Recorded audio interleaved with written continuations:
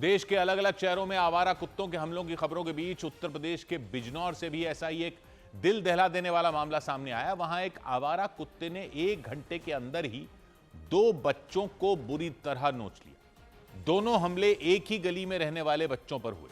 उस कुत्ते ने पहले तो गली में खेल रहे एक बच्चे पर झपट्टा मारकर उसके चेहरे पर दांत गड़ा दिए और भाग गया। इसके कुछ ही देर बाद ही वो उसी जगह पर दोबारा आया और वहां खेल रहे दूसरे बच्चे को भी घायल कर दिया। दोनों घटनाएं बिजनौर के नजीबाबाद थाना क्षेत्र में हुई। वहां रामपुरा नाम के गांव में आवारा कुत्तों के आतंक से दहशत फैल गई। बिजनौर में आवारा कुत्तों का आतंक दिखा तो उसके पड़ोसी जिले मुजफ्फरनगर में आवारा सांड के हमलों से अफरा तफरी मच गई। वहां आवारा सांड ने घर के बाहर कार साफ कर रहे एक लड़के को उठाकर पटक दिया। रोंगटे खड़े कर देने वाली इस घटना ने लोगों को झकझोर कर रख दिया। जबकि बिजनौर में आवारा कुत्तों के हमलों के बाद लोगों को डर सताने लगा कि कहीं कोई कुत्ता उन पर या उनके बच्चों पर भी हमला ना बोल दे। इसलिए लोग छोटे बच्चों को अकेले घर से बाहर भेजने से डरने लग गए। लोगों का गुस्सा प्रशासन पर भी फूट पड़ा, क्योंकि बताया गया कि वहां आवारा कुत्तों के लगातार हो रहे हमलों के बाद भी नगर निगम ने कोई एक्शन नहीं लिया। नाराज लोगों ने गलियों में घूम रहे सभी कुत्तों को जल्द से जल्द पकड़ने की मांग की, क्योंकि वहां आवारा कुत्ते ने 1 घंटे के अंदर ही 2 मासूमों को अपना शिकार बना लिया। पहली घटना दोपहर में करीब 1:30 बजे हुई। तस्वीरों में दिखा कि गली में 2 बच्चे खेल रहे थे। इसी बीच आवारा कुत्ता वहां पहुंचा। वो अचानक काले कपड़ों वाले बच्चे पर झपट पड़ा। उसने बच्चे के चेहरे पर हमला किया और उसे बेरहमी से नोच दिया। वो मासूम जमीन पर गिर गया। इससे पहले कि कोई कुछ समझ पाता, हमले के फौरन बाद वो कुत्ता वहां से भाग गया। घायल बच्चा रोता हुआ अपने घर में चला गया। बाद में उसे इलाज के लिए अस्पताल ले जाया गया। लेकिन इस घटना के कुछ देर बाद ही उस कुत्ते ने उसी गली में एक और बच्चे पर हमला बोला। हालांकि आसपास के बच्चे पहले ही इस ताक में बैठे थे कि उस कुत्ते के आते ही उसे सबक सिखाया जाएगा। वो गली में डंडे लेकर इंतजार कर रहे थे।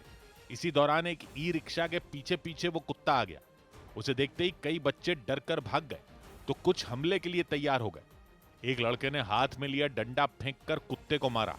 वो डंडा कुत्ते को नहीं लगा, लेकिन वार होते ही वो तेजी से भागा और अपने सामने आए बच्चे के कंधे पर दांत गड़ा दिए। बिजनौर के नजीबाबाद थाना क्षेत्र में मौजूद रामपुरा गांव में हुए इन दोनों हमलों से वहां डर का माहौल बन गया।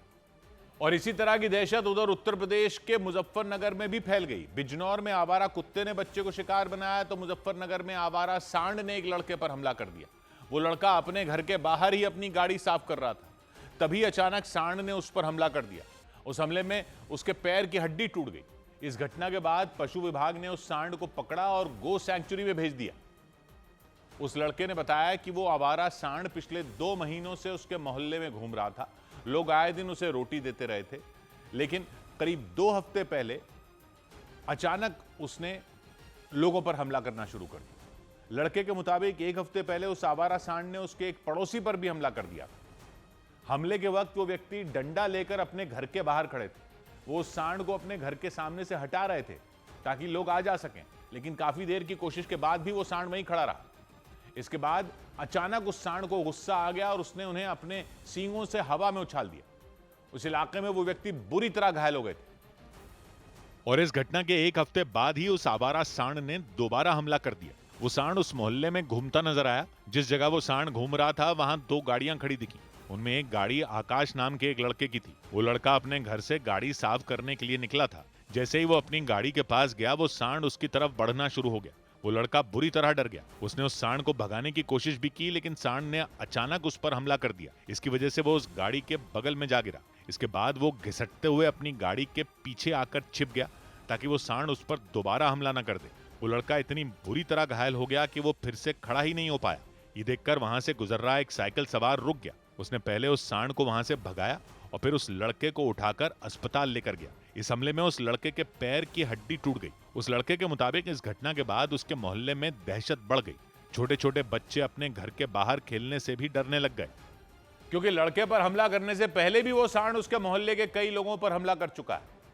पहले उसने उस मोहल्ले की एक महिला पर हमला किया था, फिर एक बुजुर्ग व्यक्ति पर हमला कर दिया था। वो बुजुर्ग उस लड़के के घर के सामने ही रहते हैं।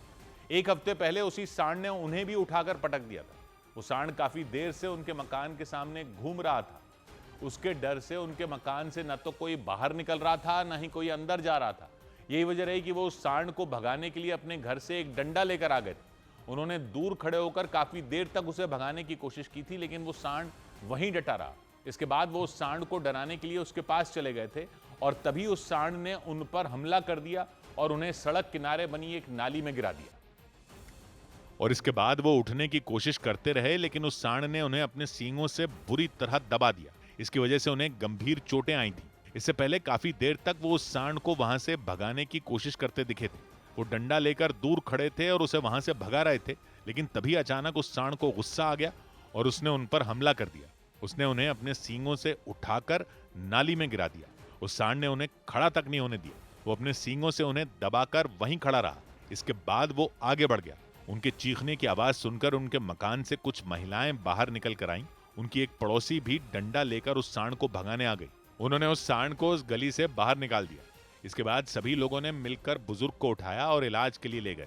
इस घटना के एक हफ्ते बाद ही उसी सांड ने उस लड़के पर हमला कर दिया। उस सांड के बढ़ते आतंक को देखते हुए पशु विभाग ने उसे गो सैंक्चुरी भेज दिया। उधर उत्तर प्रदेश के लखनऊ में नगर निगम ने कारोबारी और सहारा ग्रुप के मुखिया रहे सुब्रत रॉय की सहारा सिटी को सील कर दिया। नगर निगम ने सहारा सिटी में मौजूद सुब्रत रॉय के आलीशान बंगले पर भी ताला लगा दिया। उस आलीशान बंगले में सुब्रत रॉय की पत्नी रहा करती थी। हालांकि जानकारी के मुताबिक उन्होंने कुछ दिन पहले ही वो बंगला खाली कर दिया था। लखनऊ नगर निगम ने कई साल पहले सहारा सिटी बनाने के लिए सहारा ग्रुप को करीब 130 एकड़ जमीन लीज पर दी थी। वहां 40 एकड़ जमीन पर ग्रीन बेल्ट और बाकी में लोगों के रहने के लिए मकान बनाए जाने का प्लान था। आरोप है कि सहारा ग्रुप के मुखिया सुब्रत रॉय ने नियमों को ताक पर रखकर इस जमीन पर अपने लिए आलीशान बंगला भी बनवा लिया था। इसके बाद 1997 में लखनऊ नगर निगम ने इस लीज की डील को रद्द कर दिया था और मामला कोर्ट तक पहुंच गया था। इसी के बाद लखनऊ नगर निगम ने सहारा सिटी पर कार्रवाई की। इसके लिए न सिर्फ लखनऊ नगर निगम के अधिकारी बल्कि पुलिस की एक बड़ी टीम भी वहां पहुंची। हंगामे की आशंका को देखते हुए वहां पहले ही सारे बंदोबस्त कर लिए गए थे। हालांकि उस बंगले में काम करने वाले कई कर्मचारियों ने आरोप लगाया कि बंगले के सील होने से पहले ही सुब्रत रॉय की पत्नी वहां से निकल गई और वहां काम करने वाले कर्मचारियों का वेतन नहीं दिया। उन कर्मचारियों ने यह भी आरोप लगाया कि नगर निगम ने भी कार्रवाई सिर्फ दिखावे के लिए ही की, क्योंकि लखनऊ नगर निगम की टीम ने पूरी सहारा सिटी को सील कर दिया। वहां बने दूसरे बंगलों के साथ ही सहारा ग्रुप के मुखिया रहे सुब्रत रॉय के आलीशान बंगले पर भी ताला जड़ दिया गया। उस आलीशान बंगले में कुछ दिन पहले तक सुब्रत रॉय की पत्नी रहा करती थी। सुब्रत रॉय की जो पत्नी सपना रॉय जहां रहा करती थी, उस पूरे आलीशान महल, आलीशान घर को सील कर रही है लखनऊ नगर निगम। मैं आपको तस्वीरें दिखाऊं तो यहाँ पर देखिए भारी संख्या में उत्तर प्रदेश पुलिस यहाँ पर तैनात है। जानकारी के मुताबिक कई साल पहले करीब 130 एकड़ की ये जमीन लखनऊ नगर निगम ने ही सहारा ग्रुप को लीज पर दी थी। प्लान ये था कि सहारा ग्रुप उस जमीन के 40 एकड़ के हिस्से पर ग्रीन बेल्ट बनाएगा और बाकी हिस्से पर लोगों के रहने के लिए मकान बनाए जाएंगे। इसे ही सहारा सिटी नाम दिया गया था। हालांकि आरोप लगे कि सहारा ग्रुप के मुखिया सुब्रत रॉय ने वहां अपने लिए ये आलीशान बंगला बनवा लिया था। इसके बाद 1997 में लीज की डील रद्द कर दी गई थी और फिर मामला कोर्ट तक पहुंच गया था, जिसके बाद उस बंगले को सील कर दिया गया। हालांकि इस कार्रवाई के बीच वहां काम करने वाले कर्मचारियों ने हंगामा कर दिया।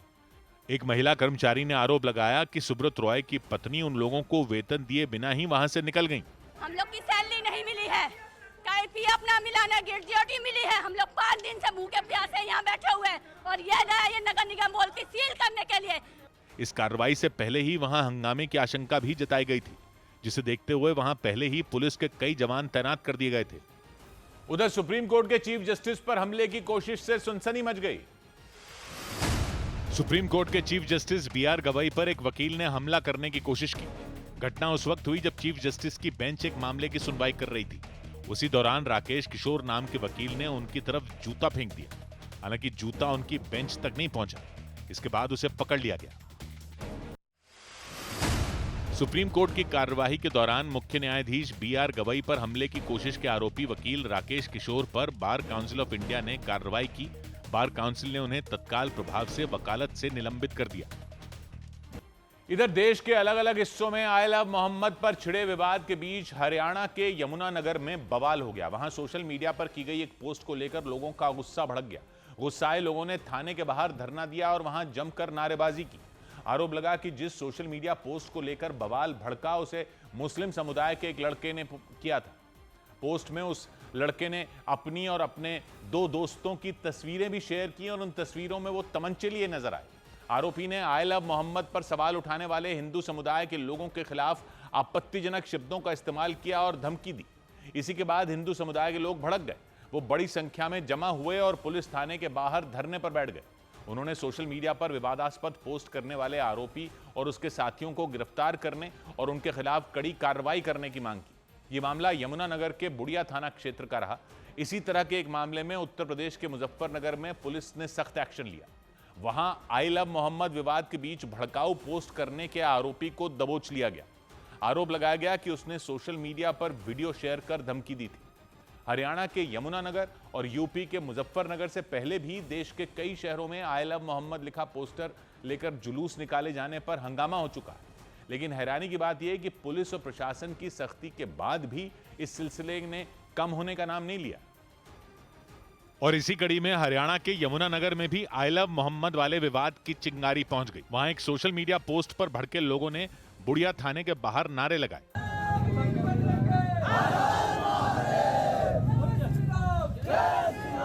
बुढ़िया थाना क्षेत्र में मौजूद अमादलपुर गांव के हिंदू समुदाय के लोग अपने ही गांव के 3 लड़कों की शिकायत लेकर थाने पहुंचे। आरोप लगा कि मुस्लिम समुदाय के उन लड़कों ने आई लव मोहम्मद पर सवाल उठाने वालों के खिलाफ सोशल मीडिया पर आपत्तिजनक पोस्ट की। पोस्ट के साथ शेयर की गई तस्वीरों में वो हथियारों के साथ दिखाई दिए। ये हमारे गांव के 3 लड़के हैं जी। उन्होंने अवैध हथियारों के साथ अवैध आपत्तिजनक पोस्ट डाल ली जी सोशल मीडिया पे और हमारी माँ बहनों के खिलाफ गलत बात बोल ली जी। सोशल मीडिया पर की गई उस पोस्ट को लेकर बखेड़ा खड़ा हो गया। अमादलपुर गांव के लोग बुढ़िया थाने के बाहर धरने पर बैठ गए। वो इस जिद पर अड़ गए कि जब तक आरोपियों को पकड़ा नहीं जाएगा तब तक वो पुलिस थाने के बाहर से हटेंगे नहीं। और इसके बाद तो पुलिस महकमे में हड़कंप मच गया, क्योंकि वहां प्रदर्शन कर रहे लोग हटने के लिए तैयार नहीं थे। जानकारी मिलने पर डीएसपी समेत कई बड़े अधिकारी बुढ़िया थाने पहुंचे। पुलिस के अधिकारियों ने हंगामा कर रहे लोगों को समझाने की कोशिश की, आरोपी पर कार्रवाई करने का भरोसा भी दिया, लेकिन तमाम कोशिशों के बाद भी लोग नहीं माने। हालांकि बाद में काफी मान मनव्वल के बाद लोगों ने प्रदर्शन खत्म कर दिया, लेकिन इससे पहले करीब 2 घंटे तक पुलिस स्टेशन के बाहर गहमा गहमी का माहौल बना रहा। हालांकि डीएसपी से कार्रवाई का भरोसा मिलने के बाद लोगों का गुस्सा शांत हुआ। डीएसपी ने साफ किया कि इलाके में तनाव भड़काने की कोई भी कोशिश बर्दाश्त नहीं की जाएगी। इनके एप्लीकेशन पे एफआईआर लॉन्च कर दी गई है और अगली कार्रवाई स्टार्ट। डीएसपी के आदेश पर बुढ़िया थाने की पुलिस विवादास्पद पोस्ट करने वाले लड़कों के गांव अमादलपुर पहुंची। लेकिन बताया गया कि पुलिस के पहुंचने से पहले ही तीनों आरोपी वहां से फरार हो चुके थे। हालांकि उन्हें पकड़ने के लिए पुलिस की कई टीमें लगा दी गईं, ताकि आरोपियों को कड़ी से कड़ी सजा दिलाई जा सके। यमुनानगर में आई लव मोहम्मद पर विवादास्पद पोस्ट करने वालों की धरपकड़ तेज कर दी गई, तो उत्तर प्रदेश के मुजफ्फरनगर में इसी तरह के आरोप में एक व्यक्ति को गिरफ्तार कर लिया गया। वहां नदीम नाम के आरोपी ने आई लव मोहम्मद का जिक्र करते हुए सोशल मीडिया पर एक वीडियो शेयर किया था। उस वीडियो में वो गर्दन काटने की धमकी देता दिखा। अस्सलाम वालेकुम मेरी कौम के नौजवानों, मेरे भाइयों, मेरे शेरों, आई लव यू मोहम्मद सल्लल्लाहु अलैहि वसल्लम। इसके ऊपर गर्दन काट भी सके और कटवा भी सके हम भाई अपने। आरोपी ने वीडियो में अपने मुजफ्फरनगर वाले घर का पता भी बताया और वहां आकर निपटने की चेतावनी दी। और पुलिस को जैसे ही इसकी सूचना मिली, उसने आरोपी की खोजबीन शुरू कर दी। वीडियो में आरोपी ने मुजफ्फरनगर वाला अपना जो पता बताया था, पुलिस की एक टीम वहां पहुंच गई, लेकिन आरोपी नदीम वहां नहीं मिला। उसके पड़ोसियों से पूछताछ की गई तो पता चला कि आरोपी मुंबई में रहता है। इसके बाद कुछ पुलिस कर्मियों को मुंबई भेजा गया। वो आरोपी नदीम को वहां से पकड़कर वापस मुजफ्फरनगर ले आए। उसके खिलाफ सोशल मीडिया पोस्ट के जरिए माहौल खराब करने का केस दर्ज किया गया, क्योंकि आई लव मोहम्मद को लेकर उसने अपना जो वीडियो शेयर किया था उसमें वो गर्दन काटने की धमकी देता नजर आया। हालांकि पुलिस की गिरफ्त में आने के बाद उसके तेवर ढीले पड़ गए। पुलिस के अधिकारियों के सामने वो हाथ जोड़े दिखाई दिया। नदीम ने कबूल किया कि उसने नशे की हालत में विवादास्पद वीडियो शेयर किया था।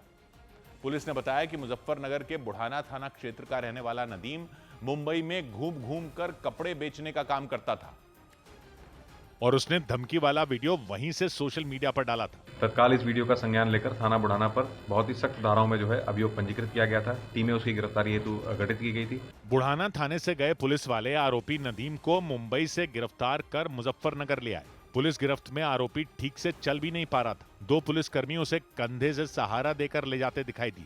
पकड़े जाने के बाद धमकी देने वाले आरोपी के तेवर भी बदले बदले नजर आए। वो हाथ जोड़कर दोबारा ऐसा न करने की बात कहता दिखा। अब करेगा ऐसी गलती? नहीं जी, आज के बाद क्यों करी ऐसा? नशे में हो गई थी जी, आज के बाद नहीं बना देगा ये वीडियो। पुलिस ने नदीम पर तनाव भड़काने का आरोप लगाया और उसे सलाखों के पीछे डाल दिया। उधर यूपी के सहारनपुर में 1 लाख के इनामी बदमाश को मुठभेड़ में मार गिराने का दावा किया गया। यूपी के सहारनपुर में पुलिस ने 1 लाख के इनामी बदमाश को मुठभेड़ में मार गिराने का दावा किया। पुलिस ने बताया कि गागलहेड़ी थाना क्षेत्र में हुई इस कार्रवाई में 2 पुलिस वाले भी घायल हो गए। इमरान नाम के जिस बदमाश को ढेर करने का दावा किया गया, उसके खिलाफ लूटपाट और डकैती समेत 1 दर्जन से ज्यादा केस दर्ज थे। 13 मुकदमे मेरठ, मुजफ्फरनगर, शामली और सहारनपुर में लिखे गए हैं। उत्तर प्रदेश के प्रयागराज में मुठभेड़ के दौरान लूटपाट के एक आरोपी को गिरफ्तार करने का दावा किया गया। पुलिस के मुताबिक शिवकुटी थाना क्षेत्र में चेकिंग के दौरान रुकने का इशारा करने पर बाइक से आए आरोपी ने पुलिस वालों पर फायरिंग की थी। पुलिस ने बताया कि जवाबी कार्रवाई में गोली लगने से वो घायल हो गया। उत्तर प्रदेश के कानपुर में 14 साल के एक लड़के पर आरोप लगा कि उसने अपनी बहन की सगाई की अंगूठी बेचने की कोशिश की। आरोपों के मुताबिक उस लड़के को फास्ट फूड खाने की लत लग गई थी और उसी लत को पूरा करने के लिए उसने अपनी बहन की अंगूठी चुरा ली थी। इधर राजस्थान की राजधानी जयपुर के सवाई मानसिंह अस्पताल के ट्रॉमा सेंटर में आग ने तांडव मचा दिया। वहां 8 मरीजों की तड़प तड़प कर मौत हो गई, जबकि आग में झुलसे कुछ मरीजों की हालत गंभीर बताई गई। हादसे के वक्त अस्पताल में मौजूद लोगों के मुताबिक आईसीयू में आधी रात को शॉर्ट सर्किट से भड़की चिंगारी ने कुछ ही देर में वहां सब कुछ जलाकर राख कर दिया। उन लोगों ने बताया कि आग लगते ही धुएं और लपटों ने पूरे आईसीयू को घेर लिया। किसी को वहां से निकलने का मौका ही नहीं मिला। आग लगते ही वहां चीख पुकार मच गई। अफरा तफरी के बीच किसी को कुछ भी समझ नहीं आया कि आखिर लपटों में फंसे मरीजों को कैसे बचाया जाए। हादसे के वक्त सवाई मानसिंह अस्पताल के बाहर मौजूद लोगों ने बताया कि रात के करीब 12 बजे अस्पताल के ट्रॉमा सेंटर की दूसरी मंजिल पर धुआं उठता दिखा। उसी हिस्से में न्यूरो सर्जरी का आईसीयू मौजूद था। धुएं और लपटों को देखकर बाहर से भी लोग मदद के लिए अस्पताल के अंदर की तरफ भागे, लेकिन शॉर्ट सर्किट होने की वजह से अस्पताल के उस हिस्से में पूरी तरह अंधेरा हो गया था। धुएं और अंधेरे की वजह से किसी को कुछ समझ ही नहीं आया। अस्पताल प्रशासन ने बताया कि हादसे के वक्त आईसीयू में 11 मरीज भर्ती थे। उनमें ज्यादातर वेंटिलेटर सपोर्ट पर थे।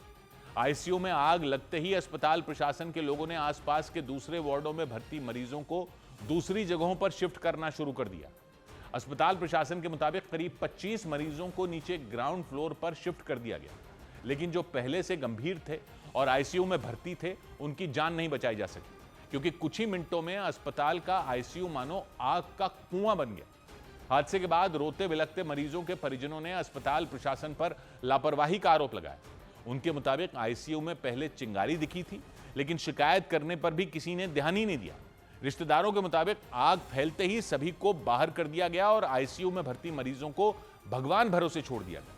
हादसे के वक्त अस्पताल में मौजूद कुछ लोगों ने दावा किया कि जिन मरीजों की जान बच पाई वो उनके रिश्तेदारों और तीमारदारों की वजह से बची, क्योंकि उनके मुताबिक भयानक धुएं और लपटों को देखकर अस्पताल के लोग सब कुछ छोड़कर भाग निकले थे। परिजनों ने आरोप लगाया कि आईसीयू का फायर फाइटिंग सिस्टम भी बंद पड़ा था। आग बुझाने के लिए जब तक नीचे से सिलेंडर मंगवाए गए, तब तक पूरा आईसीयू भस्म हो चुका था। यानी जयपुर के सवाई मानसिंह अस्पताल के ट्रॉमा सेंटर में लपटों ने ऐसा तांडव मचाया कि सब कुछ तबाह हो गया। अस्पताल प्रशासन ने बताया कि आग सबसे पहले ट्रॉमा सेंटर के न्यूरो आईसीयू वार्ड के स्टोर में लगी। वहां पेपर, प्लास्टिक का सामान और ब्लड सैंपलर ट्यूब रखी हुई थी, जो आग में जलकर भस्म हो गई। तो आग लगी थी यहीं पर आईसीयू का ये स्टोर रूम है, जहां पर सबसे पहले आग लगी थी और यहां जो आग लगी उससे धुआं भरा। हादसे के वक्त वहां मौजूद लोगों के मुताबिक आग लगने के बाद आईसीयू और ओटी कॉम्प्लेक्स में कोहराम मच गया। हर ओर बस धुआं ही धुआं भर गया। लोगों को सांस लेने में तकलीफ होने लगी। स्टोर रूम में लगी आग धीरे धीरे वार्ड तक पहुंच गई। अफरा तफरी के बीच लोगों को कुछ भी समझ नहीं आया कि आखिर कैसे मरीजों की जान बचाई जाए। अस्पताल प्रशासन के मुताबिक हादसे के वक्त आईसीयू में 11 मरीज भर्ती थे। सभी की हालत पहले से गंभीर थी। उन्हें वेंटिलेटर सपोर्ट सिस्टम पर रखा गया था। न्यूरो आईसीयू वार्ड के बगल वाले आईसीयू वार्ड में भी 13 मरीज भर्ती थे। अस्पताल प्रशासन ने आसपास के वार्ड को खाली करवाना शुरू कर दिया। इलेक्ट्रिसिटी बर्न की वजह से वहाँ पर जो टॉक्सिक गैसेज रिलीज हुई और उनके सपोर्ट सिस्टम के साथ जो हमें शिफ्ट करना पड़ा, तो उसमें स्थिति और उनकी गंभीर हो गई। आग लगने की खबर मिलते ही दमकल विभाग की टीम अस्पताल पहुंच गई। दमकल कर्मियों ने आग बुझाने में अपनी ताकत झोंक दी। दमकल विभाग ने बताया कि जब तक उनकी टीम पहुंच पाती तब तक पूरे वार्ड में धुआं भर चुका था। हालात ऐसे हो गए थे कि अंदर जाने का कोई रास्ता ही नहीं बचा।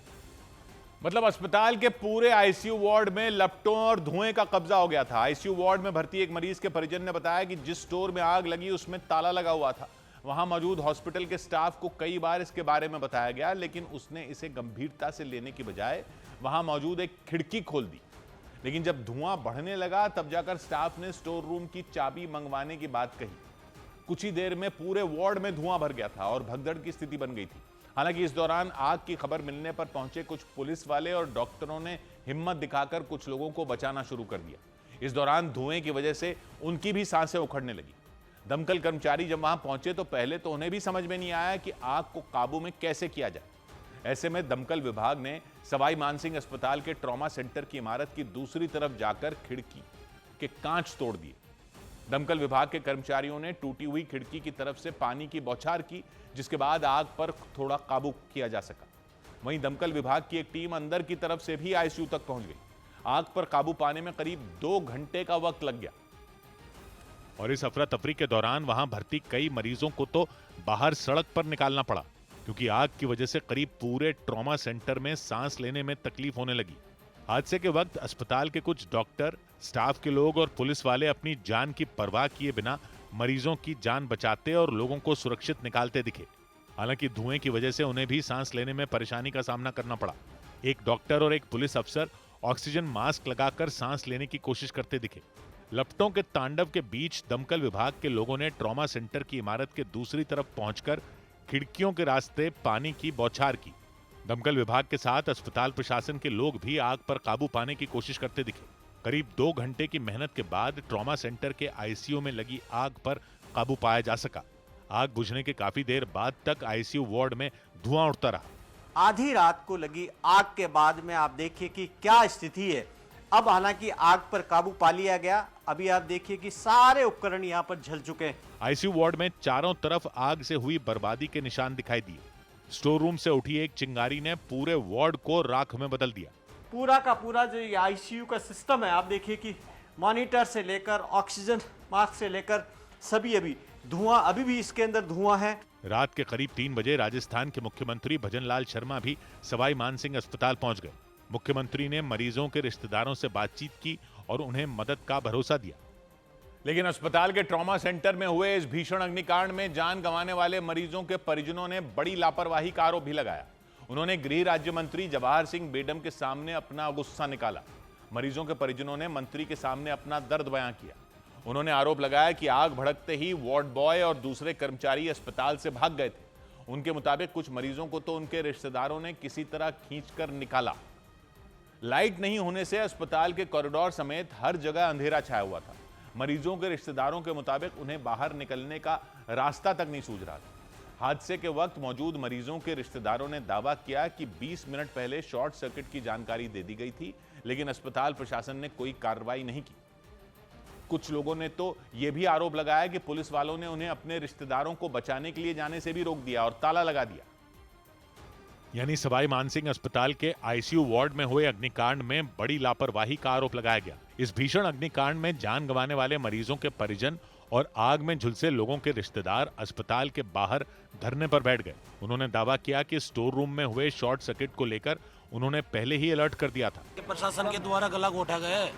कैसे? कोई कार्रवाई इस वजह से क्योंकि हमने उनको सतर्क कर दिया कि भाई यहाँ पे वो हो रहा है, तो उसके बावजूद वहाँ की देखरेख नहीं कर रहे हैं वो लोग। मरीजों के रिश्तेदारों ने यह भी आरोप लगाया कि आगाह करने के बाद भी अस्पताल के स्टाफ ने कोई कदम नहीं उठाया। हल्की सी चिंगारी हुई थी नॉर्मल, मैं बोला था सर उसको देखो एक बार, वहाँ पे पास में खिड़की खोल के रिटर्न आ गया।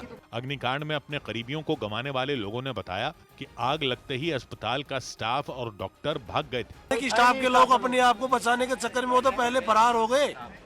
स्टाफ के लोग तो थे ही नहीं ना वहाँ पे। सवाई मानसिंह अस्पताल के बाहर खड़े एक व्यक्ति ने दावा किया कि आग लगने के बाद जब वो आईसीयू में भर्ती अपनी मां को बचाने के लिए भागे तो पुलिस वालों ने उन्हें रोक दिया। 1.5-2 घंटे पीछे से चलता रहा।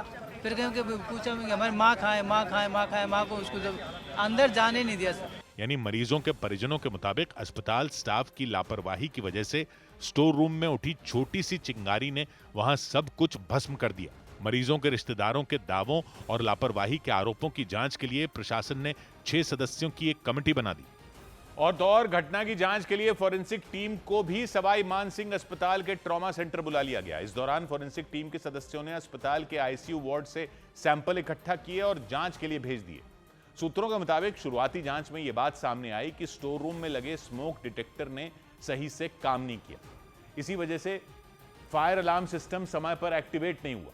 इसके अलावा सूत्रों ने बताया कि जांच में यह भी जानकारी मिली कि आईसीयू वार्ड में ही स्टोर रूम बना दिया गया था।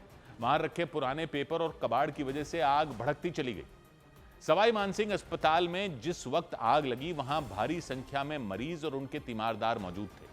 ट्रॉमा सेंटर के आईसीयू में गंभीर हालत में भर्ती कराए गए 11 मरीजों के रिश्तेदार भी मौजूद थे। उन्होंने दावा किया कि आईसीयू वार्ड में फायर फाइटिंग सिस्टम भी नहीं था। आग भड़कने के बाद नीचे से कई फायर फाइटिंग सिस्टम के कुछ सिलेंडर लाए गए, लेकिन तब तक काफी देर हो चुकी थी। आईसीयू के स्टोर रूम में लगी आग पूरे वार्ड को अपनी चपेट में ले चुकी थी। हादसे में जान गंवाने वाले मरीजों के रिश्तेदारों ने दावा किया कि अगर आईसीयू वार्ड में पहले से फायर फाइटिंग सिस्टम मौजूद होते तो इतना बड़ा हादसा नहीं होता। ये अगर फायर फाइटिंग उपकरण समय पर लाए जाते और उनका इस्तेमाल किया जाता, भागता नहीं स्टाफ भागने के बजाय हिम्मत दिखाता और आग बुझाने की कोशिश करता तो शायद आग विकराल रूप नहीं लेती और मरीजों की जान बचाई जा सकती थी। मरीजों के रिश्तेदारों के मुताबिक आग लगने के बाद नीचे वाले फ्लोर से फायर फाइटिंग सिस्टम ऊपर लाए गए थे। जिस आईसीयू में आग लगी, मरीजों के परिजनों का कहना है कि ये फायर फाइटिंग उपकरण नहीं थे। ये जो आपको फायर फाइटिंग अभी उपकरण लिखे हुए नजर आ रहे हैं, ये बिल्कुल यहाँ पर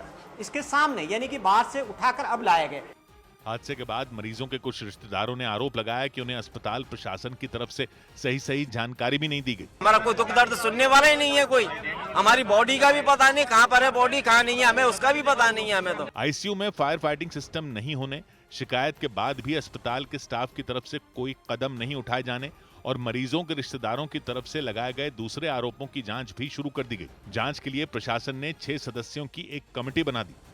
लेकिन हादसे की जांच के दावों के बीच सवाई मानसिंह अस्पताल अग्निकांड को लेकर राजस्थान का सियासी तापमान भी बढ़ गया। विपक्ष ने आईसीयू में भड़की आग की घटना के बाद सरकार को घेर लिया। हालांकि ट्रॉमा सेंटर में आग की घटना के मामले में राज्य सरकार ने कार्रवाई भी शुरू कर दी।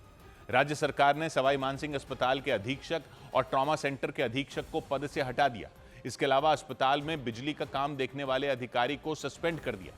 राज्य सरकार ने इस मामले में अस्पताल में फायर सेफ्टी के लिए जिम्मेदार कंपनी का टेंडर भी रद्द कर दिया और उस कंपनी के खिलाफ एफआईआर दर्ज करने का निर्देश भी दे दिया। हालांकि इस कार्रवाई से पहले अस्पताल अग्निकांड पर राजस्थान में खूब हंगामा हुआ। कांग्रेस ने राजस्थान की बीजेपी सरकार पर हमला बोला। पूर्व मुख्यमंत्री अशोक गहलोत समेत कई नेता सवाई मानसिंह अस्पताल पहुंच गए। वहां उन्होंने मरीजों के परिजनों से मुलाकात की। इस दौरान अशोक गहलोत ने सरकार और अस्पताल प्रशासन पर लापरवाही का आरोप लगाया।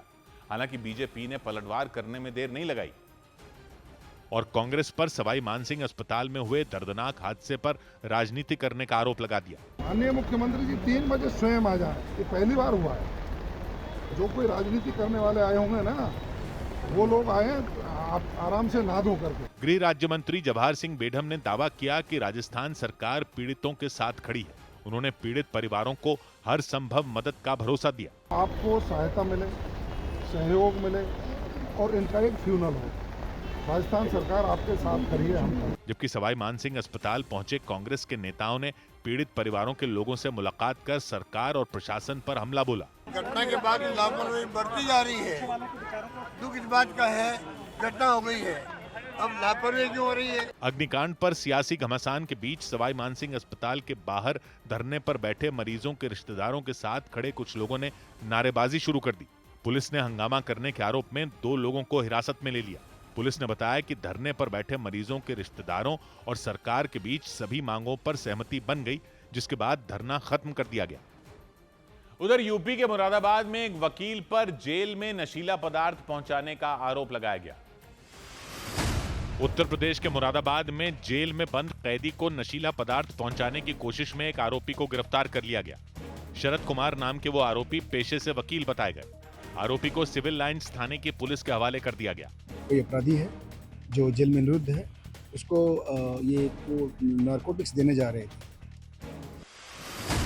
उत्तर प्रदेश के सीतापुर में एक व्यक्ति ने डीएम को प्रार्थना पत्र लिखकर अपनी जान की गुहार लगाई। उन्होंने अपनी पत्नी पर आरोप लगाया कि वो मानसिक रूप से परेशान हैं और रात में नागिन बनकर उन्हें डराती और डसती हैं। इधर पश्चिम बंगाल के जलपाईगुड़ी जिले में मौजूद नागराकाटा इलाके में उस वक्त अफरा तफरी मच गई जब बाढ़ पीड़ितों को राहत सामग्री बांटने गए बीजेपी के विधायक शंकर घोष और बीजेपी के सांसद खगेन मुर्मू पर लोगों की भीड़ ने हमला कर दिया। भीड़ के हमले में बीजेपी के दोनों नेता बुरी तरह घायल हो गए। हालांकि किसी तरह सुरक्षा कर्मियों ने उन दोनों को वहां से बाहर निकाला और उन्हें अस्पताल में भर्ती करवाया। शंकर घोष पश्चिम बंगाल की सिलीगुड़ी विधानसभा सीट से विधायक हैं, जबकि खगेन मुर्मू मालदा उत्तर लोकसभा सीट से सांसद हैं। बीजेपी ने आरोप लगाया कि नागराकाटा इलाके में खाने पीने का सामान बांटने के दौरान पूरी तैयारी के साथ बीजेपी के नेताओं को निशाना बनाया गया। दावा किया गया कि लोगों की भीड़ ने पहले विधायक और सांसद की गाड़ियों को घेर लिया और फिर उन पर पथराव कर दिया। पथराव की वजह से वहां भगदड़ जैसे हालात बन गए। विधायक शंकर घोष और सांसद खगेन मुर्मू की गाड़ियों को लोगों ने तोड़ दिया, गाड़ियों के शीशे चकनाचूर कर दिए। इस सबके बीच पत्थर लगने की वजह से खगेन मुर्मू का सिर फट गया और उनके सिर से काफी खून बहने लग गया। इस घटना के बाद पूरे पश्चिम बंगाल में कोहराम मच गया। विधायक और सांसद पर हुए हमले का आरोप बीजेपी ने ममता बनर्जी की पार्टी टीएमसी पर लगाया। बीजेपी ने राज्य की कानून व्यवस्था पर भी सवाल उठाए। घटना तब हुई जब बीजेपी के विधायक शंकर घोष और सांसद खगेन मुर्मू बाढ़ प्रभावित इलाके नागराकाटा में लोगों को खाने पीने का सामान बांटने गए थे, क्योंकि वहां लगातार हुई भारी बारिश की वजह से कुछ इलाकों में बाढ़ जैसे हालात बन गए। इसी वजह से बीजेपी के दोनों नेता बाढ़ प्रभावित लोगों की मदद करने के लिए वहां पहुंच गए और उसी दौरान लोगों की भीड़ ने बीजेपी विधायक शंकर घोष और सांसद खगेन मुर्मू पर हमला कर दिया। अचानक हुए हमले की वजह से दोनों नेताओं को संभलने तक का मौका नहीं मिला। इससे पहले कि बीजेपी के दोनों नेता वहां से भाग पाते, लोगों की भीड़ ने उन्हें घेर लिया और फिर उन पर पत्थर फेंकने शुरू कर दिए। कुछ लोग उन पर चप्पल और जूतों से हमला करने में जुट गए। तस्वीरें देखिए जहां पर इस वक्त फिलहाल विरोध का सामना करना पड़ रहा है। चप्पलों से यहाँ पर फिलहाल विधायक शंकर घोष के ऊपर हमला किया जा रहा है। वहीं पर मालदा के सांसद यहाँ पर खगेन मुर्मू पहुंचे हुए हैं। अब देखिए नागराकाटा इलाके की ये तस्वीर हम आपको दिखा रहे हैं, जहाँ पर इस वक्त भाजपा के जनप्रतिनिधियों के ऊपर हमला किया जा रहा है। बीजेपी नेताओं पर हुए हमले के बाद जलपाईगुड़ी जिले के नागराकाटा इलाके में अफरा तफरी मच गई। तुरंत विधायक शंकर घोष और सांसद खगेन मुर्मू की सुरक्षा में तैनात सुरक्षा कर्मी और उनके समर्थक उन्हें बचाने में जुट गए। दोनों नेता पथराव और लोगों के गुस्से से बचने के लिए तुरंत अपनी गाड़ियों की तरफ भागे। इस दौरान भीड़ को रोकने की भी कोशिश की गई, लेकिन इसके बाद भी लोगों का गुस्सा बढ़ता चला गया। वो लोग लगातार बीजेपी के नेताओं पर पत्थरों की बारिश करते रहे। देखकर ऐसा लगा जैसे भीड़ में शामिल लोग उन दोनों की जान ही ले लेंगे, क्योंकि लाख समझाने के बाद भी लोग शांत नहीं हुए। देखकर ऐसा लगा कि जैसे लोगों की भीड़ बीजेपी के नेताओं को वहां से जाने ही नहीं देगी। भीड़ के हमले में सांसद खगेन मुर्मू बुरी तरह घायल हो गए। पत्थर लगने की वजह से उनका सिर फट गया। सिर से खून निकलने की वजह से उनके कपड़े लाल हो गए। बाद में उन्हें इलाज के लिए अस्पताल में भर्ती कराया गया। इसी तरह विधायक शंकर घोष भी भीड़ के हमले में घायल हो गए और उन्हें भी अस्पताल में भर्ती कराया गया। जबकि बीजेपी के दोनों नेता बाढ़ प्रभावित लोगों की मदद करने के लिए वहां राहत सामग्री लेकर पहुंचे थे, ताकि बारिश और बाढ़ से बेहाल हो चुके लोगों को कुछ राहत मिल सके। बीजेपी के विधायक और सांसद के काफिले में कई गाड़ियां थी। उन दोनों की सुरक्षा में कई सुरक्षाकर्मी भी तैनात थे, लेकिन इसके बाद भी लोगों की भीड़ ने उन पर हमला कर दिया। विरोध जताने के लिए गुस्से से तमतमाए कुछ लोग सांसद खगेन मुर्मू और शंकर घोष की गाड़ियों के आगे खड़े हो गए। थोड़ी देर बाद भीड़ ने उनकी गाड़ियों पर ईंट और पत्थर फेंकने शुरू कर दिए। जूते चप्पलों से भी उनकी गाड़ियों पर हमला किया गया। बीजेपी के सांसद खगेन मुर्मू की कार तो बुरी तरह टूट गई और उसी टूटी हुई कार से वो अपने एक समर्थक और एक सुरक्षा कर्मी के साथ वहां से भाग निकले। लेकिन पथराव की वजह से सांसद खगेन मुर्मू घायल हो गए। पत्थर लगने की वजह से उनका सिर फट गया और उनके कपड़े खून से सन गए। इसके बाद किसी तरह उन्हें नजदीक के अस्पताल ले जाया गया। Relax relax. ओ भगवान काकू आस्ते आस्ते धोरे धोरे चलो तुम्हें। सिर पर पत्थर लगने की वजह से सांसद खगेन मुर्मू की हालत बेहद खराब नजर आई। वो ठीक तरह से चल भी नहीं पा रहे थे, इसीलिए सुरक्षा कर्मी उन्हें पकड़कर अस्पताल के अंदर ले जाने में जुट गए। बाद में उन्हें इलाज के लिए अस्पताल में भर्ती करवाया गया। जलपाईगुड़ी के नागराकाटा इलाके में बीजेपी के विधायक और सांसद पर हुए हमले के बाद पूरे राज्य में कोहराम मच गया। ये घटना तब हुई जब विधायक शंकर घोष और सांसद खगेन मुर्मू वहां लोगों की मदद करने के लिए नागराकाटा इलाके में पहुंचे थे। क्योंकि लगातार हो रही भारी बारिश और बाढ़ की वजह से जलपाईगुड़ी जिले के कुछ इलाकों में हालात पटरी से उतर चुके थे। कुछ जगहों पर पहाड़ खिसकने की घटनाएं हुई, जिससे बड़ी संख्या में लोग प्रभावित हुए। इसी वजह से सिलीगुड़ी विधानसभा सीट से विधायक शंकर घोष और पश्चिम बंगाल की मालदा उत्तर लोकसभा सीट से सांसद खगेन मुर्मू राहत सामग्री लेकर लोगों की मदद करने नागराकाटा इलाके में पहुंचे।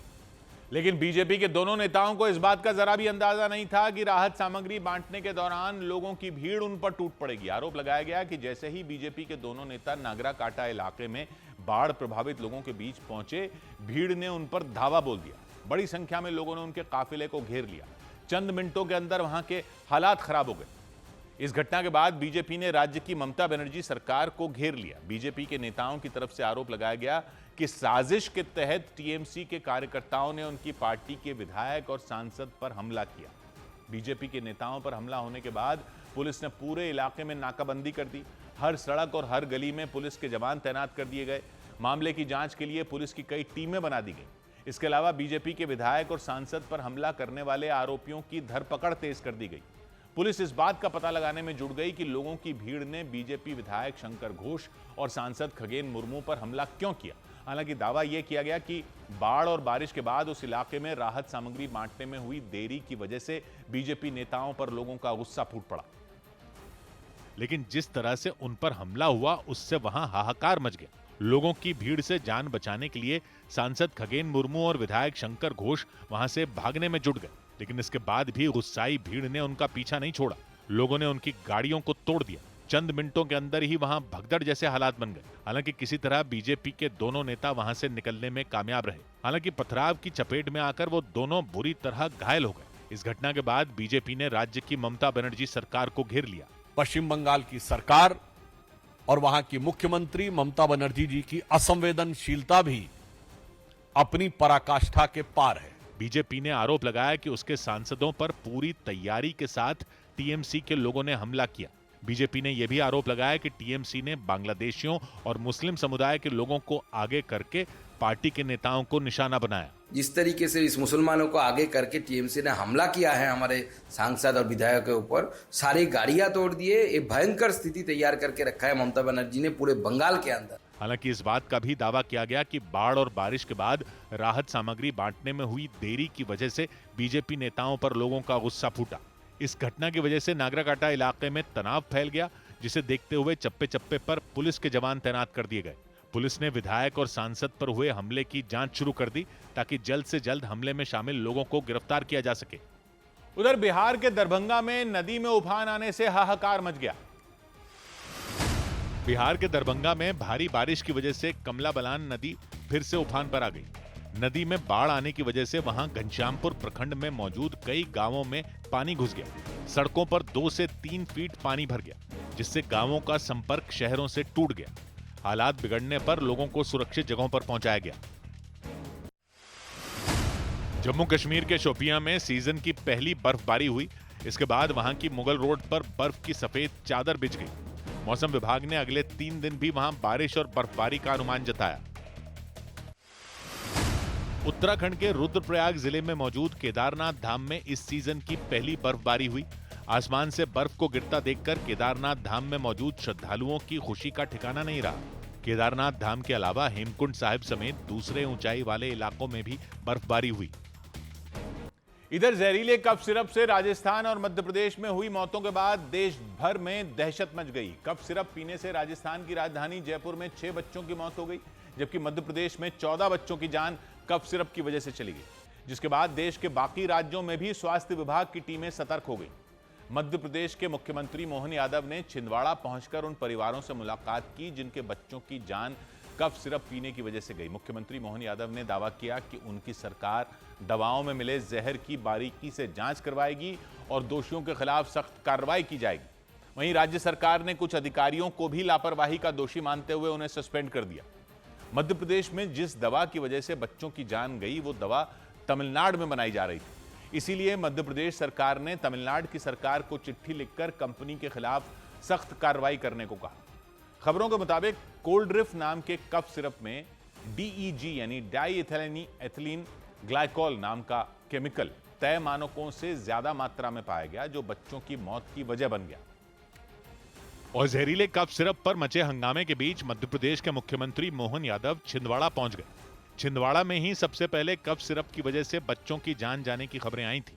छिंदवाड़ा में सीएम मोहन यादव ने एक ऐसे परिवार से मुलाकात की जिसने कफ सिरप की वजह से अपने बच्चे को खो दिया था। मोहन यादव ने काफी देर तक बच्चे के परिवार से बातचीत करने के बाद मां बाप को ढांढस बंधाया। मुख्यमंत्री ने दावा किया कि उन्होंने मध्य प्रदेश सरकार के ड्रग्स विभाग के कई अधिकारियों को सस्पेंड कर दिया। हमने ड्रग कंट्रोलर को हटाने का बताया है, डिप्टी ड्रग कंट्रोलर जिनकी जवाबदेही उनको सस्पेंड किया है, इंस्पेक्टरों को भी सस्पेंड किया। इसके अलावा तमिलनाडु सरकार से भी उस कंपनी पर एक्शन लेने की अपील की जिसकी बनाई दवा की वजह से बच्चों की जान गई। तमिलनाडु सरकार से कहा कि वो उस पर कठोर कार्रवाई करे और उन्होंने सारे प्रोडक्ट बंद कर दिए। कोल्ड्रिफ्ट नाम के जिस कफ सिरप की वजह से कई बच्चों की मौत हुई वो सिरप तमिलनाडु में बन रहा था। तमिलनाडु में श्रीसन फार्मास्यूटिकल्स नाम की कंपनी ही कोल्ड्रिफ्ट नाम का कफ सिरप बना रही थी। जांच में सामने आया कि सिरप में डायएथिलीन ग्लाइकोल नाम का केमिकल काफी ज्यादा मात्रा में डाला गया था। ये केमिकल 1% का 10वां हिस्सा यानी 0.1% से ज्यादा नहीं होना चाहिए, लेकिन जांच में पाया गया कि कोल्ड्रिफ्ट में ये 48% से ज्यादा था। माना जा रहा है कि इसीलिए ये दवा बच्चों के लिए जहर से कम नहीं थी। दावा किया जा रहा है कि इसी डायएथिलीन ग्लाइकोल नाम के केमिकल की वजह से कफ सिरप पीने के बाद बच्चों की किडनी ने धीरे धीरे काम करना बंद किया, जिससे बच्चों की जान चली गई। और इसीलिए मध्य प्रदेश ने तमिलनाडु सरकार से अपील की कि वो उस कंपनी के सभी प्रोडक्ट बैन कर दें, यानी जहरीले कफ सिरप बनाने वाली उस कंपनी का कोई भी प्रोडक्ट बाजार में न आए। वहीं कई बच्चों की मौत होने के बाद भी पोस्टमार्टम नहीं करवाने के मुद्दे पर हंगामा खड़ा हो गया, जिसके बाद सरकार ने कफ सिरप से जान गंवाने वाले बच्चों के शवों का पोस्टमार्टम करवाने का फैसला लिया। छिंदवाड़ा में 2 साल की एक बच्ची के शव को पोस्टमार्टम के लिए भेजा गया और मध्य प्रदेश सरकार ने तमिलनाडु सरकार को चिट्ठी लिखकर अपील कर दी कि तमिलनाडु की श्रीसन फार्मास्यूटिकल्स के सभी प्रोडक्ट पूरी तरह बैन किए जाएं, यानी उस कंपनी की बनाई किसी भी दवा को बाजार में आने से फौरन रोक दिया जाए। लेकिन कई बच्चों की मौत के बाद पोस्टमार्टम न कराए जाने के कारण राज्य सरकार विपक्ष के निशाने पर आ गई। कांग्रेस ने आरोप लगाया कि दोषियों को बचाने के लिए बच्चों के शवों का पोस्टमार्टम नहीं कराया गया, जिसके बाद सरकार ने जान गंवाने वाले बच्चों का पोस्टमार्टम कराने का फैसला कर लिया। छिंदवाड़ा में 2 साल की एक बच्ची के शव को मोक्षधाम से निकालकर पोस्टमार्टम करवाने के लिए भेजा गया। सरकार का दावा है कि दोषियों के खिलाफ कठोर कार्रवाई की जाएगी, क्योंकि उस जहरीले कफ सिरप को पीने से मध्य प्रदेश में कई बच्चों की जान चली गई। जान गंवाने वालों में एक बच्चा बैतूल का रहने वाला था। उसके पिता ने उसके इलाज के लिए अपनी जमीन तक गिरवी रख दी थी, लेकिन इसके बाद भी वो बेटे की जान नहीं बचा पाए। उन्होंने बताया कि वो अपने बेटे के इलाज के लिए कई अस्पतालों में घूमे, लेकिन कुछ नहीं हुआ और आखिर में उन्होंने अपना बच्चा खो दिया। ऐसे में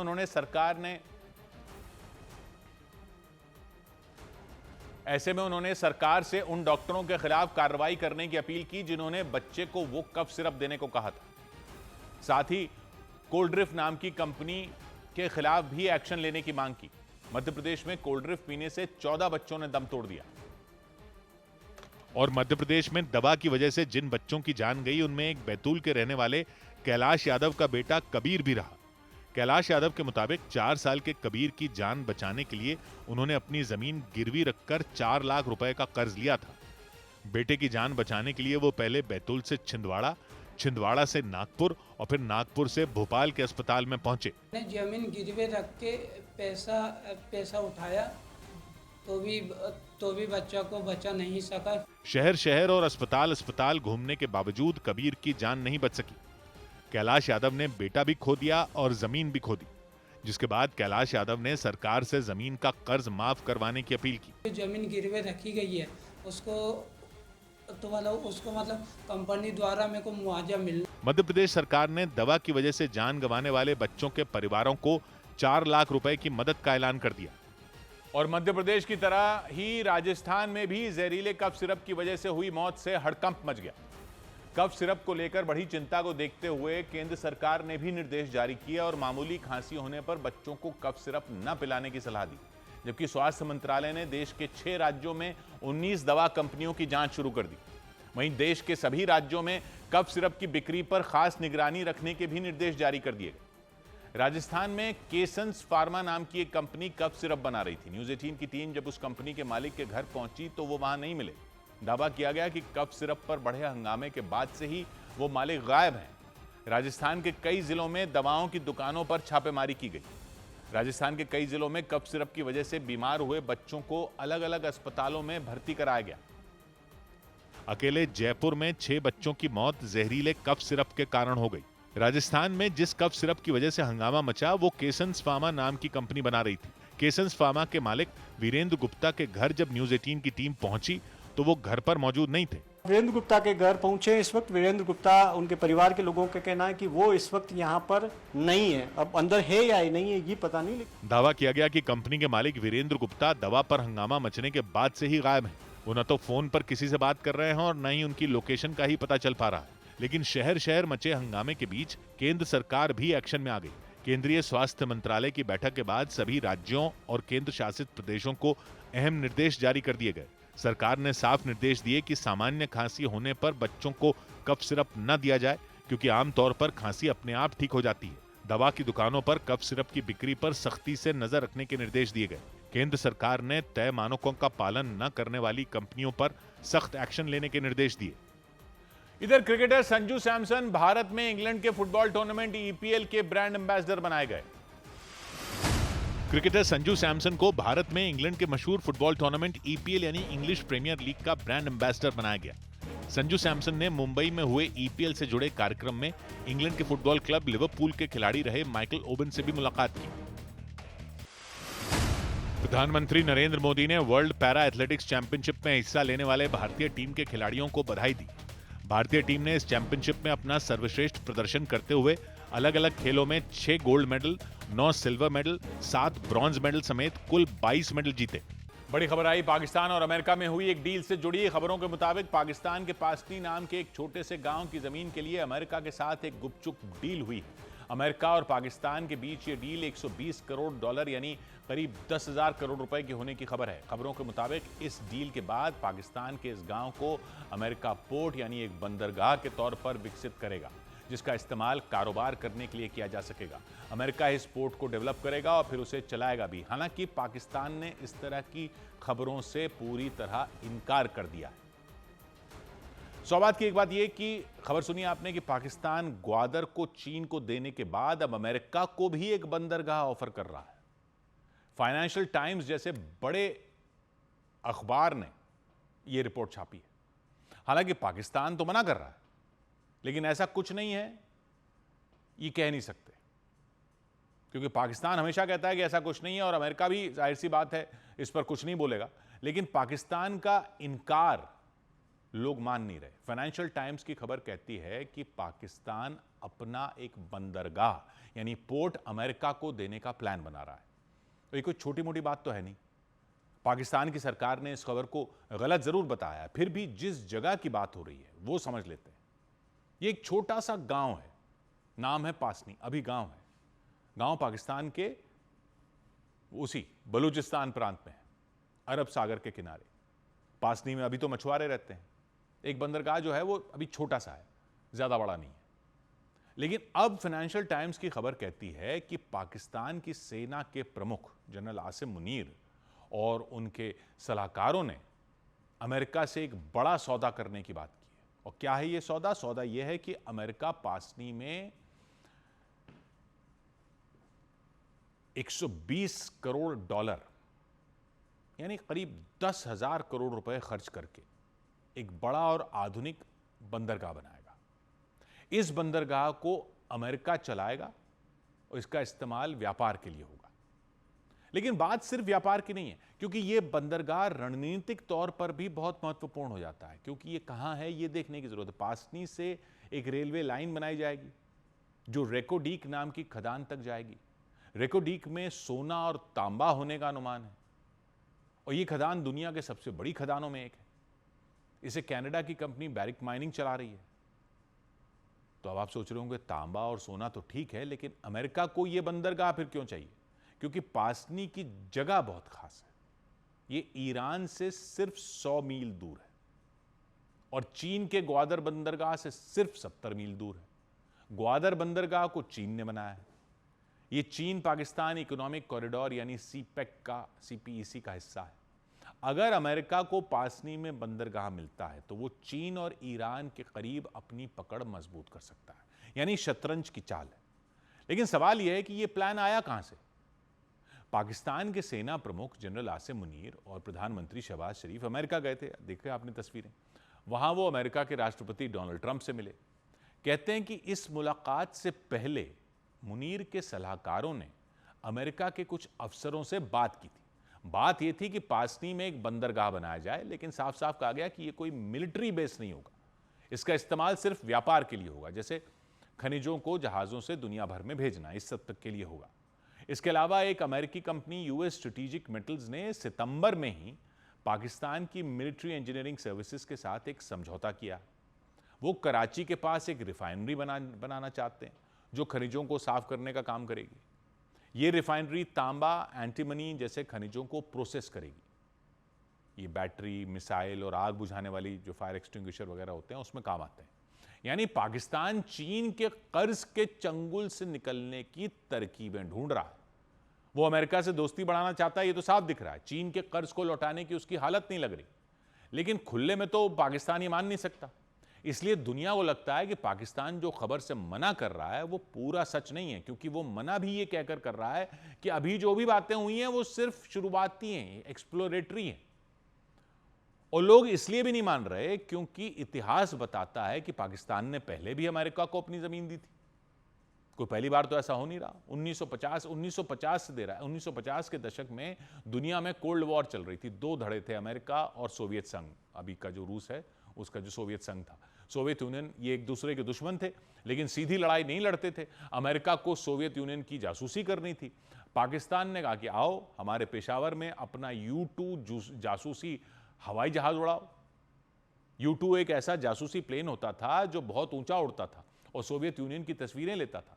पेशावर एयरबेस से यह काम होता था। लेकिन 1960 में एक U-2 प्लेन को सोवियत संघ ने मार गिराया और पायलट को पकड़ लिया। बहुत बड़ा विवाद हुआ था। फिर भी पाकिस्तान ने अमेरिका की मदद की। बदले में अमेरिका ने पाकिस्तान को हथियार, पैसा और ट्रेनिंग दी। और सबसे बड़ा उदाहरण है 2001 का। 11 सितंबर को अल-कायदा ने अमेरिका पर हमला किया, 9/11। अमेरिका ने अफगानिस्तान पर जंग शुरू की। पाकिस्तान ने कई एयरबेस अमेरिका को दे दिए थे, शमसी, नूर खान, पेशावर, जैकोबाबाद। इन बेस से अमेरिका ने ड्रोन हमले किए, जासूसी की, सैन्य सामान भेजा।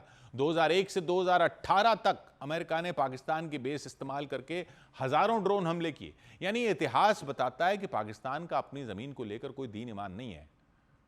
वो चाइना को दे देता है, वो अमेरिका को दे देता है। जो भी उसको भारत से मुकाबला करने के लिए कुछ भी दे दे, ये उसके सामने बिक जाता है। नहीं तो और कौन सा देश होगा जिसका आर्मी चीफ अपने देश के ही हिस्से बेचने निकल पड़े। बेच ही रहा है और क्या कर रहा है। भले ही मजबूरी है, पाकिस्तान की अर्थव्यवस्था बहुत खराब हालत में, उसके ऊपर कर्ज बहुत है, खासकर चीन का। अब इसको पूरे प्लान को बेचा तो ऐसे जा रहा है कि अगर अमेरिका निवेश करता है तो बलूचिस्तान में रोजगार बढ़ेगा, रेलवे बनेगी, खनिजों का व्यापार होगा, वो सब ठीक है। लेकिन वहां की पब्लिक ये कहानियां पहले भी सुन चुकी है। जब चीन को ग्वादर दिया था कि ये होगा, वो हो जाएगा, सब कुछ हो जाएगा, बलोच लोगों को कुछ नहीं मिला, उनकी जमीनें भी हथिया ली। लेकिन उससे भी बड़ा मसला पाकिस्तान के लिए यह है कि चीन को कैसे हैंडल करेगा। एक तरफ चीन है, पाकिस्तान ने चीन पाकिस्तान इकोनॉमिक कॉरिडोर यानी सीपेक में $62 बिलियन यानी करीब 5 लाख करोड़ रुपए से ज्यादा निवेश कर रखा है। तो अब पाकिस्तान अमेरिका को पासनी देने की जो बात कैसे कर सकता है। अमेरिका चीन का सबसे बड़ा दुश्मन है, खासकर दक्षिण एशिया में। अगर पासनी अमेरिका को मिल जाता है तो यह ग्वादर के ठीक बगल में होगा, जैसे दो पड़ोसी घरों में दो दुश्मन रह रहे हो और दोनों पाकिस्तान में। ऊपर से ईरान भी पासनी से सिर्फ 100 मील दूर है और ईरान भी अमेरिका का दुश्मन है। तो पाकिस्तान तीनों यानी चीन, अमेरिका और ईरान के बीच में कैसे नहीं फंसेगा इस प्लान में। जो ये कह रहे हैं कि ये सौदा पाकिस्तान की उस रणनीति का हिस्सा है जिससे वो चीन पर कम निर्भर होना चाहता है, वो भी मानते हैं कि ये बहुत जोखिम भरा मामला है, क्योंकि अगर चीन नाराज हो गया तो सीपेक रुक सकता है और पाकिस्तान का कर्ज चुकाना मुश्किल हो सकता है। तो चीन उसके बदले में क्या वसूलेगा वो सोचकर भी पाकिस्तान कांप सकता है। पाकिस्तान दोनों तरफ खेल तो रहा है, लेकिन दो नावों की सवारी वो कब तक कर पाएगा। और चीन और ईरान के अलावा एक और फैक्टर है, ईरान का चाबहार बंदरगाह भूल गए आप, वो भी वही है और वो बना रहा है भारत। उससे भी रेल लाइन जाएगी अफगानिस्तान और मध्य एशिया तक। यानी यहां भी शतरंज में सब अपने मोहरे फिट करने में लगे हैं। 100 बात की बात। उधर फ्रांस के प्रधानमंत्री ने 1 महीने के भीतर ही अपने पद से इस्तीफा दे दिया। फ्रांस के प्रधानमंत्री सेबेस्टियन लेकॉर्नु ने इस्तीफा दे दिया। उन्होंने 9 सितंबर को फ्रांस के प्रधानमंत्री पद की शपथ ली थी और 1 महीना पूरा होने से पहले ही उन्होंने पद छोड़ दिया। राष्ट्रपति इमैनुअल मैक्रों के करीबी माने जाने वाले लेकॉर्नु ने इस्तीफे से 1 रोज पहले कैबिनेट में मंत्रियों की नियुक्ति भी की थी।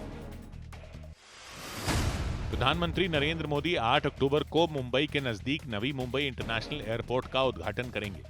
नवी मुंबई इंटरनेशनल एयरपोर्ट पर उद्घाटन समारोह की तैयारियां शुरू कर दी गई। एयरपोर्ट का पहला रनवे तैयार हो चुका है और दूसरा रनवे 4 साल में पूरा होगा। उधर बड़ी खबर आई बिहार विधानसभा चुनाव से जुड़ी। चुनाव आयोग ने बिहार विधानसभा के लिए चुनाव की तारीखों का ऐलान कर दिया। बिहार में 6 नवंबर और 11 नवंबर को 2 चरणों में मतदान होगा, जबकि 14 नवंबर को मतगणना होगी। बिहार विधानसभा चुनाव के इतिहास में ऐसा पहली बार होगा जब चुनाव 2 चरणों में होंगे।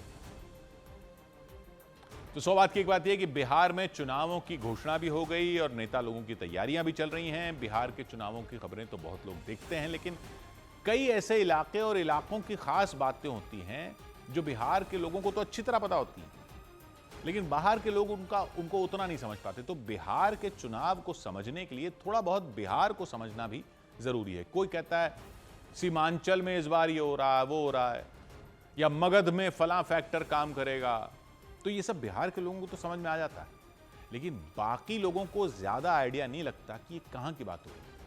तो थोड़ा सा बिहार के इलाकों को पहले समझने की कोशिश करते हैं। इतना तो आप जान ही गए कि बिहार में 243 विधानसभा सीटें। तो समझते हैं जरा कि कौन से इलाके में कितनी सीटें फैली हैं और वो इलाके कौन से हैं और कहां पर हैं, और सीमांचल पर इतनी बात क्यों होती है। ये मिथिला कौन से इलाके में, कौन से इलाके को कहते हैं, मगध कौन से इलाके को कहते हैं, ये सब देखते हैं। तो पहले तो बिहार की लोकेशन समझ लेते हैं। बिहार के उत्तर में है नेपाल, दक्षिण में है झारखंड, नक्शे में ऊपर नीचे ये सीमाएं हैं। ऊपर उत्तर में है अंतर्राष्ट्रीय सीमा नेपाल की और दक्षिण में झारखंड। तो जो ऊपर अंतर्राष्ट्रीय सीमा है नेपाल की, क्या उसको सीमांचल कहते हैं? नहीं, वो सीमांचल नहीं है। उत्तर में नेपाल है, दक्षिण में झारखंड है, तो पश्चिम में उत्तर प्रदेश है और पूर्व में बंगाल है। तो सीमांचल असल में बंगाल से लगने वाले हिस्से को कहते हैं, लेकिन उस डिटेलिंग में बाद में जाएंगे कि वो कौन सा हिस्सा है बंगाल से जो लगता है। पहले तो ये लोकेशन हो गई, उत्तर में नेपाल, दक्षिण में झारखंड, पश्चिम में उत्तर प्रदेश और पूर्व में पश्चिम बंगाल। और बिहार में कुल जिले हैं 38। इन 38 जिलों में ये 243 सीटें बटी हुई हैं और बिहार के लगभग बीच से बहती है गंगा नदी। इन 38 जिलों को भी अलग अलग इलाकों में जोड़कर बनाए हुए हैं प्रमंडल। 38 जिले हैं, कुल 9 प्रमंडल हैं। प्रमंडल बहुत इंपॉर्टेंट है क्योंकि वो पूरे इलाके को बताते हैं। तो 9 इलाके हैं बड़े बड़े प्रमंडल। तो आइए उत्तर प्रदेश की तरफ से चलते हुए प्रमंडल देखते हैं। गंगा नदी जहां बिहार में एंटर करती है, वहीं उत्तर से गंडक नदी भी बहती हुई आती है और गंगा नदी में मिलती है। तो एक ट्रायंगल बनता है नक्शे पर, एक त्रिकोण बनता है। उसमें एक प्रमंडल आता है बिहार का जिसको कहते हैं सारण प्रमंडल। इसमें 3 जिले आते हैं, गोपालगंज, सिवान और सारण। ये गंगा के उत्तर में, यानी गंगा के ऊपर का इलाका है नक्शे में। गंडक नदी के पश्चिम का इलाका है। ये ट्रायंगल है एक तरह से।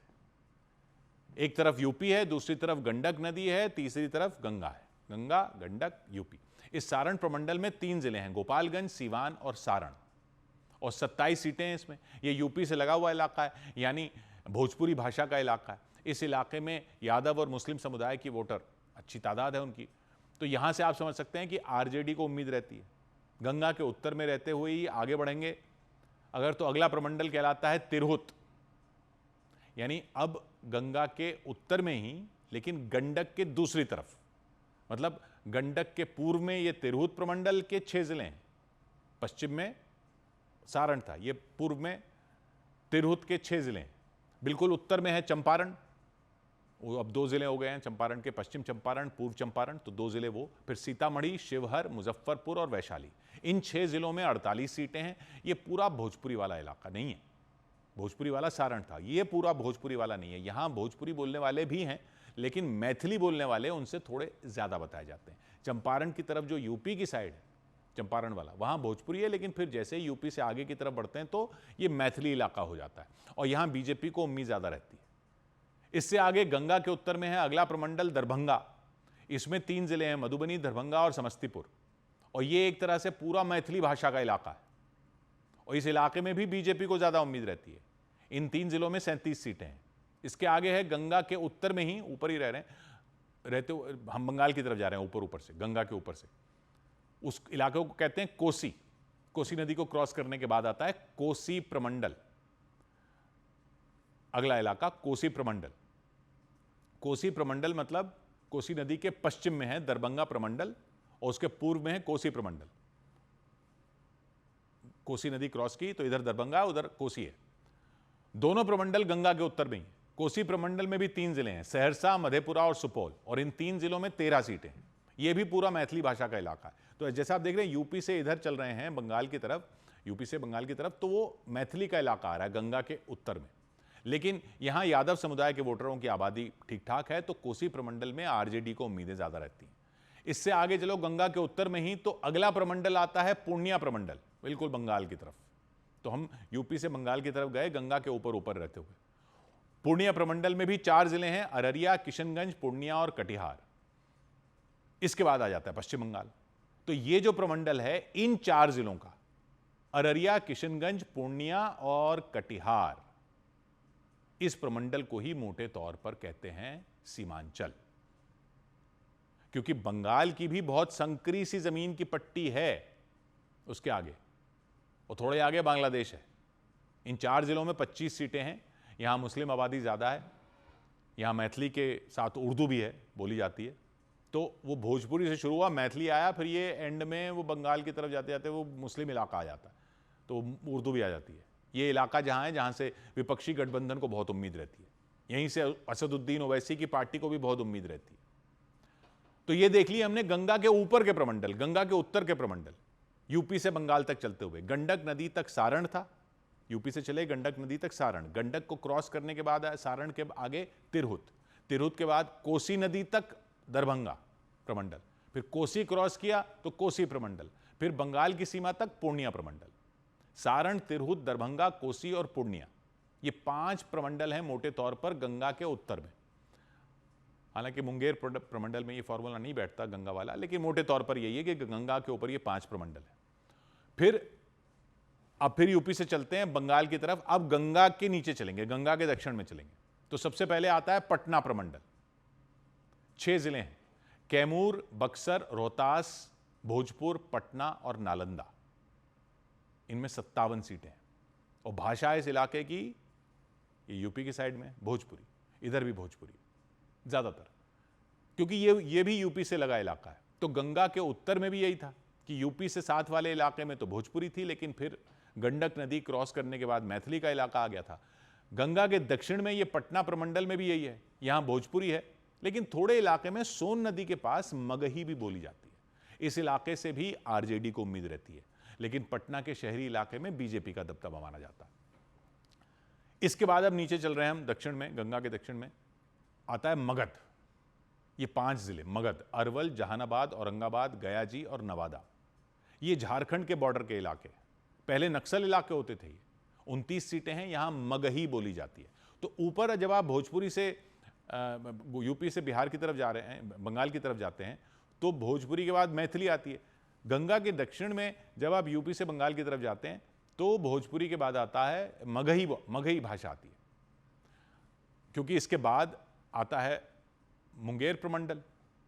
इसमें 6 जिले हैं, खगड़िया, बेगूसराय, मुंगेर, लखीसराय, शेखपुरा और जमुई। 36 सीटें हैं। यहां भाषा हो जाती है, वहां से भोजपुरी थी, फिर मगही आई थी, अब आ जाती है अंगिका। मैथिली और मगही भी है यहां पे, लेकिन अंगिका ज्यादा है। यहां एनडीए को उम्मीद ज्यादा रहती है। और फिर आखिरी प्रमंडल आता है बिल्कुल बंगाल के उधर दक्षिण में, भागलपुर प्रमंडल। उसमें 2 ही जिले हैं, भागलपुर और बांका। इसमें बंगाल और झारखंड से लगा संथाली आदिवासी इलाका भी आ जाता है। भाषा यहां पर अंगिका है, कुछ संथाली भी है। तो ये मुख्य प्रमंडल हो गए। गंगा के ऊपर, गंगा के नीचे। अब तो समझ में आया कि गंगा के उत्तर और दक्षिण से बांटकर बिहार को समझा जा सकता है। यूपी की साइड से इलाके में भोजपुरी है, फिर गंगा के उत्तर में मैथिली आती है, दक्षिण में मगही आती है, अंगिका आती है। मोटे तौर पर गंगा के उत्तर में बंगाल की तरफ का इलाका सीमांचल है, जहां मुस्लिम आबादी ज्यादा है। बाकी आगे जो आएगा फिर हम आगे आगे दिनों में समझते रहेंगे। फिलहाल 100 बात की एक बात ये थी। इधर बिहार विधानसभा चुनाव की तारीखों की घोषणा से पहले पटना मेट्रो को शुरू कर दिया गया। बिहार विधानसभा चुनाव की तारीखों के ऐलान से पहले पटना में मेट्रो की शुरुआत हो गई। मुख्यमंत्री नीतीश कुमार ने हरी झंडी दिखाकर मेट्रो को रवाना किया। उन्होंने पटना मेट्रो से सफर भी किया। उनके साथ दोनों डिप्टी सीएम सम्राट चौधरी और विजय सिन्हा भी मौजूद रहे। पहले फेज में पटना के आईएसबीटी से भूतनाथ रोड के बीच 3 स्टेशनों के बीच मेट्रो चलेगी। सरदार वल्लभ भाई पटेल की 150वीं जयंती के मौके पर केंद्रीय मंत्री डॉक्टर मनसुख मांडविया ने दिल्ली के मेजर ध्यानचंद स्टेडियम में यूनिटी मार्च की शुरुआत की। इस अभियान के तहत 31 अक्टूबर से 25 नवंबर तक देश भर में जिला स्तर पर पदयात्राएं आयोजित की जाएंगी। साथ ही 26 नवंबर से गुजरात के आणंद जिले से स्टैच्यू ऑफ यूनिटी तक 152 किलोमीटर की राष्ट्रीय एकता यात्रा निकलेगी। इधर बिहार के दानापुर में एक मरीज की मौत के बाद भड़के उसके परिवार वालों ने हाईटेक अस्पताल नाम के एक निजी अस्पताल में जमकर बवाल किया। उन्होंने अस्पताल के डॉक्टरों पर इलाज में लापरवाही का आरोप लगाते हुए वहां तोड़फोड़ की और अस्पताल प्रबंधन के खिलाफ कार्रवाई की मांग करते हुए धरने पर बैठ गए। यही नहीं, प्रदर्शन के दौरान सड़क से पत्थर उठाकर अस्पताल पर मारे गए। बिलिंग काउंटर समेत कई जगहों पर तोड़फोड़ की गई। यहां तक कि आसपास खड़ी गाड़ियों को भी नहीं बख्शा गया। उनके शीशों पर पत्थर मार मारकर उन्हें चकनाचूर कर दिया गया। इस हंगामे के बाद वहां पुलिस पहुंची। आकाश नाम के मरीज के घरवाले पुलिस के सामने भी धरने पर बैठ गए। उनकी मांग थी कि आरोपी डॉक्टर समेत अस्पताल प्रबंधन के खिलाफ एक्शन लिया जाए, क्योंकि उन्होंने आरोप लगाया कि अस्पताल की लापरवाही की वजह से उनके बेटे आकाश की जान गई। इसके बाद उन्होंने हाईटेक अस्पताल नाम के उस अस्पताल में जमकर बवाल किया। बिलिंग काउंटर समेत कई जगहों पर पत्थरों की ऐसी बारिश की कि अस्पताल में मौजूद बाकी मरीज भी घबरा गए। गुस्से से बौखलाए उन लोगों ने अस्पताल के बाहर खड़ी गाड़ियों पर भी पत्थर बरसाए, उनके शीशे तोड़ डाले। अस्पताल पर तो इतने पत्थर मारे कि बिल्डिंग के सामने पत्थरों के टुकड़े पड़े दिखे। इस दौरान कुछ महिलाएं वहां रोती बिलखती नजर आईं। हंगामा कर रहे लोगों ने आरोप लगाया कि उनके बेटे आकाश की मौत अस्पताल की लापरवाही की वजह से हुई। इसी के बाद वो लोग भड़क गए और उन्होंने अस्पताल पर धावा बोल दिया। परिवार वाले हैं, उन्होंने यहाँ पे हंगामा किया है, पत्थरबाजी भी की गई है और तोड़फोड़ भी की गई है। मरीज के परिवार वालों ने आरोप लगाया कि अस्पताल प्रबंधन ने उनके साथ बदतमीजी भी की। लेडीज के मारा इसका बाउंसर, लेडीज के मारा है।